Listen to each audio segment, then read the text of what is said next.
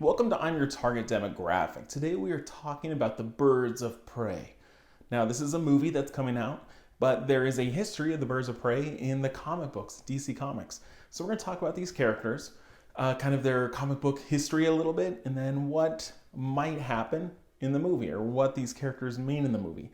So this is meant for people that don't really know much about these characters. This is not a deep dive. This is a pretty superficial look in preparation for the Birds of Prey movie.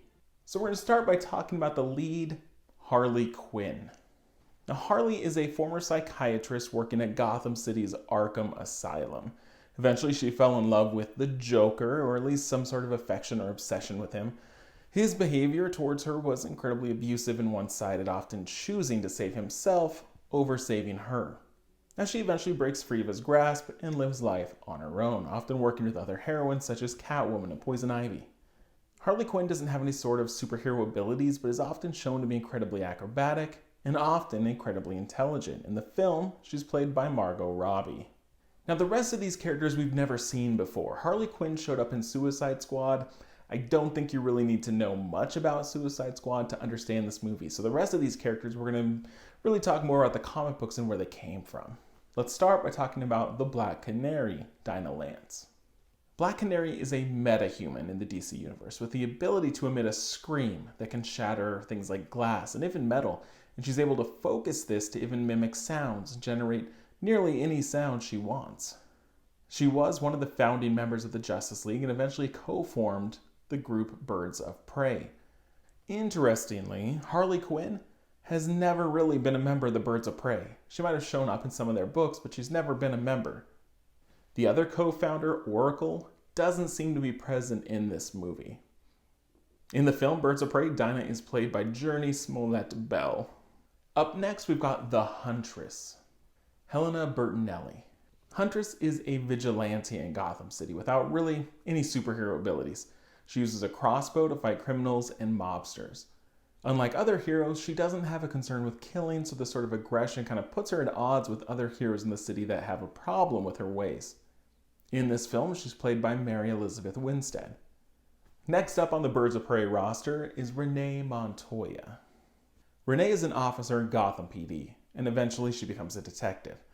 Montoya has made enemies with a lot of Gotham's worst criminals, and she's often pulled into cases that involve, villains like the Joker and Riddler. She was eventually let go from Gotham PD, but was recruited and trained by the independent detective and vigilante known as The Question, whom she eventually replaced. As The Question, she uses a prototype mask which hides her face and allows her to investigate and fight crime without her identity being known. In the comics, she was recruited into the Birds of Prey, but she always felt a bit like an outsider. In the film, she's played by Rosie Perez. Another interesting tidbit, both Renee Montoya and Harley Quinn were created originally for the Batman animated series. That's where they first appeared, and then they were brought into the comic books. Up next, we've got Cassandra Cain. She's our last heroine for this film, and her character seems to differ greatly between the movie and the comics, from what we can tell.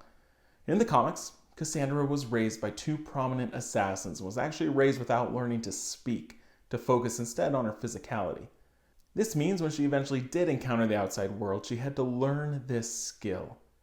She is a deadly killer, but eventually ran away from her family once she started to understand death and its consequences.